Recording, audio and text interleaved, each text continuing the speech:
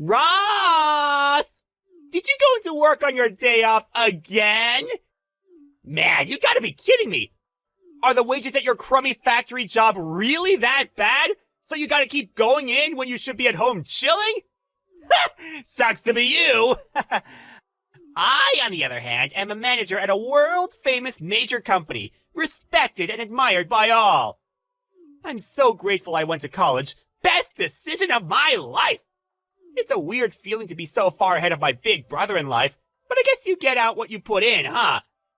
If we're honest, you were basically screwed the moment you decided not to go to college. I mean, who does that these days? Yep, it's factory life for you, now and forever. Hi, Eric. I see you're being as unpleasant as humanly possible, just like always. And I'll mince your words, huh? Things are crazy busy right now because we're going through the busiest period of the year. That's the only reason I came in on my day off. Nothing to do with needing the money. I wanted to help. We may be a small-town factory, but things have been going really well ever since we landed the patent on those new medical devices. Our brand's becoming more well-known by the day. My salary's not exactly shabby. I see! Anyway, where do you think the money to put you through college came from in the first place? You think it fell from the sky? I thought it came from the insurance money from when Mom and Dad died in the car accident. How many times are you gonna ask me the same crap?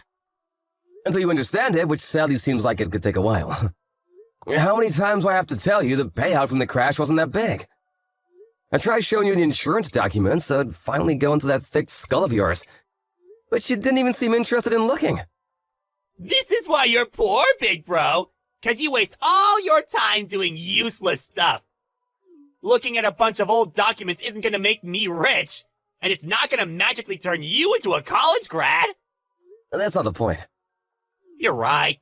This boring crap ain't why I messaged you in the first place. Huh? Did you actually want to talk about something? Alright, so listen to this. You ready to be surprised? Me and Sandra, we're getting married! Oh, wait, what? That's Sandra? You mean the Sandra from our class at school?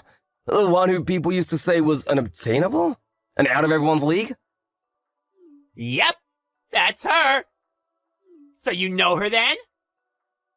Even though you're 10 years younger than me. That's weird.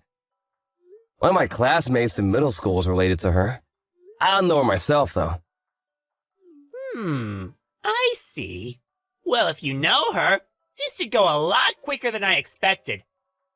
Did you know that her family are the biggest landowners in town? And how it's basically said that they run the place? I had heard rumors. You know how things get around. I heard that her dad's the head of the family right now. But his health isn't what it used to be, so either Sandra, or whoever Sandra marries, is set to inherit the position and take over as Don. Is that right? Bingo! I managed to bag myself the daughter of the most powerful family in town! That's why I'm cutting you out of my life! Excuse me?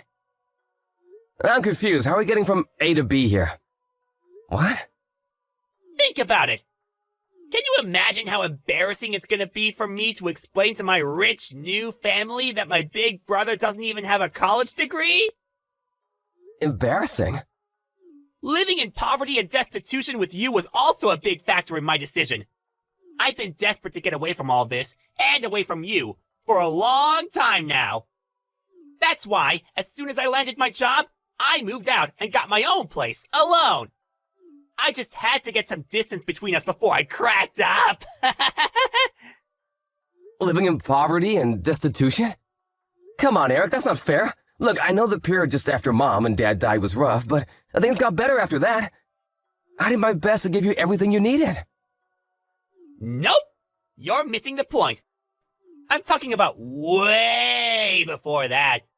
Your life was an epic dud at the point you decided not to go to college. That's where me and you, we parted ways, even if we were still together physically. You know, the people you associate with in life are important.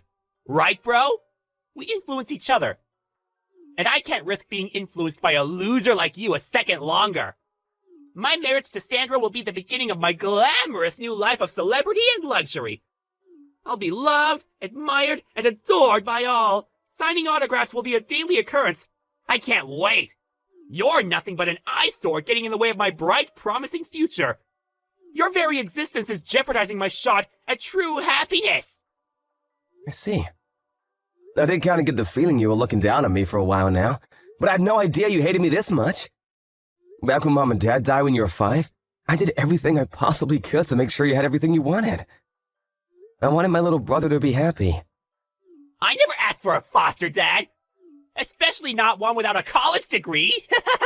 This could have all been avoided if you just accepted Uncle Jim and his wife's offer to take me in. But you had to be stubborn and turn them down so you could play the hero, didn't you? This is all your fault! Huh? Uncle Jim? Are you still in contact with Uncle Jim? Why wouldn't I be? He's the only relative I have left. You make a big song and dance of being the one who got me through school and into college, but in reality, it was thanks to Dad's insurance money, wasn't it? And who told me all about that money? Uncle Jim! Huh? Is that why you believed everything he said and wouldn't even hear out what I had to say? I told you to stop speaking to him, Eric. All he's ever done is fill your head with convenient lies so he could manipulate you in his own ends when you grew up. How could you see what he's doing? That's why I refused his offer of taking you in. It was never about caring about you or wanting what was best for you. He's a greedy man whose only goal in life is lining his own pockets. You can say whatever you want. Pretty convenient how he's not here to defend himself, isn't it? It ain't gonna work with me, so you may as well stop wasting your breath. I see. There was one more thing I wanted to discuss with you about where we go from here. But if you won't listen to a word I've got to say, it's probably a waste of time. Thank God you understand! It's not just me who thinks so. Uncle Jim said that I'd be better off if I ignored 99.999% of what you said to me. 'Cause apparently you're a pathological liar! Now I'm set to marry into major wealth. I have literally zero need for you. So I figure I can finally cut you out of my life for good, like I've been wanting to do for a heckin' long time. Fine, I get it. Goodbye. Disappear from my life forever, you poverty-stricken loser!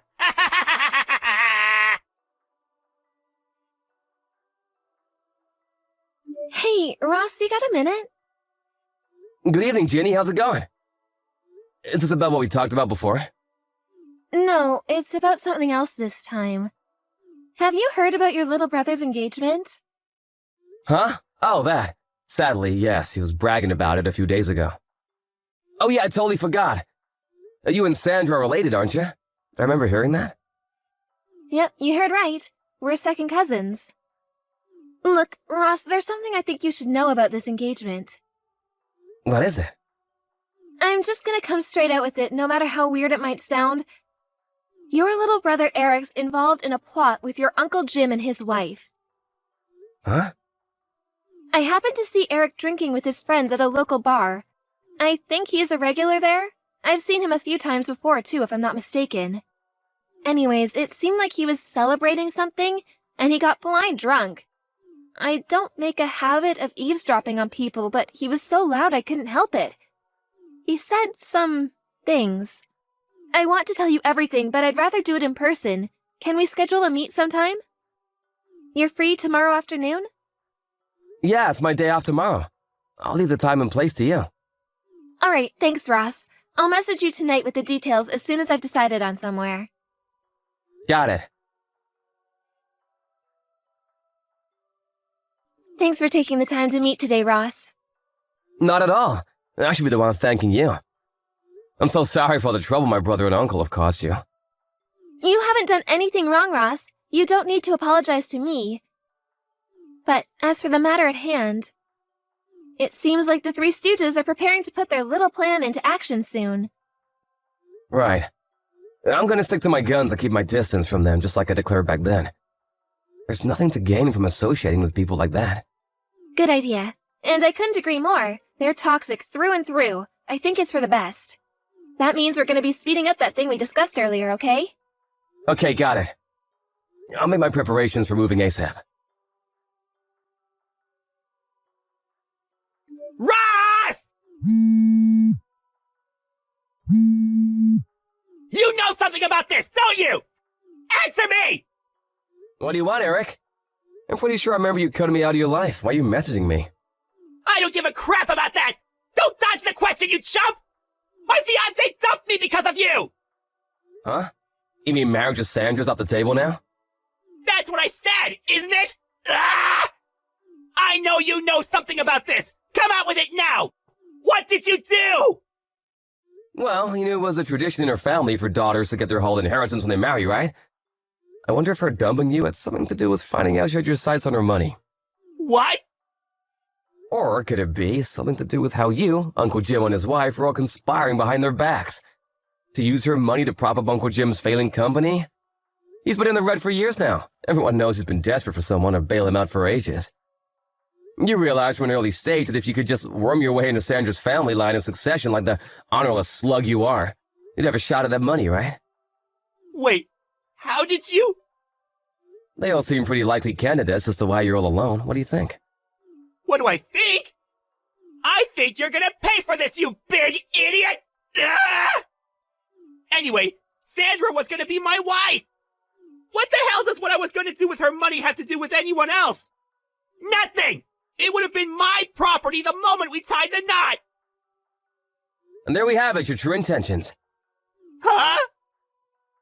Or your true nature, I should say. I can't help but feel some responsibility for what a reprehensible scumbag you turned into. Given I played a pretty major role in bringing you up since you were 5. Where did I go wrong? Get off your high horse! I don't remember you being my dad! You're just some poverty-stricken loser who never gave me any money! You have no idea, huh?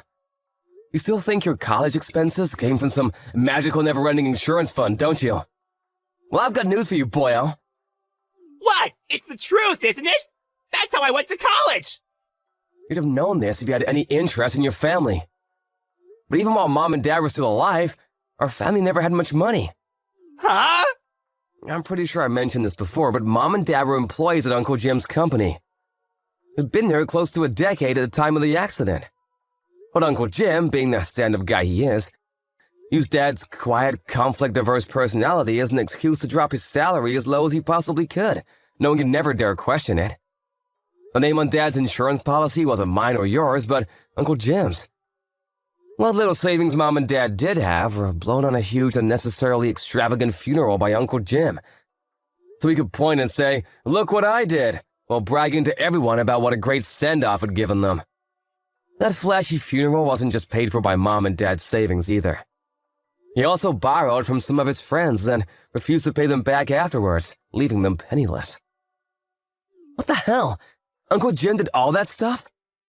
If I was older and knew more about the world back then, I would have done whatever I could to stop him. But I was a middle school kid who just lost his parents in a horrific accident. I could barely even process what was going on, so I was in no position to do anything about him. He took everything. Insurance money, Mom and Dad's savings, and even stole from his friends. Uncle Jim did that? That's not even the last of it. After that, I caught wind of his plan to take custody of me and you so he could exploit us as free labor at his company one day when we were old enough to start working. Knowing what he was like, I was sure that was his aim. And I was willing to stop at nothing to prevent him getting his way. He'd taken everything by this point. There was no way I was going to let him turn us into slaves. But then you grew up, went out into the world. Developed ideas and desires of your own, and, well, you did what you did. I was never going to be able to control you forever, and that's where we are now. How could this be? No. This can't be happening. This isn't the first time you've done something like this. The signs have always been there. Ah! You should have known back then when you looked down on me and wouldn't listen to a word I said, even back then. And you know what? There was a part of me that had my suspicions. But I didn't accept my own little brother thought so little of me. I mean, who would? Wish I'd noticed sooner. But I deluded myself with a comforting lie. Ross! But you're an adult now. It's time for you to decide on your own what kind of life you want to live. For you to make your own mistakes and to suffer the consequences of them too. What? On my own? I won't be there to get you out of trouble anymore, Eric. Ross! No!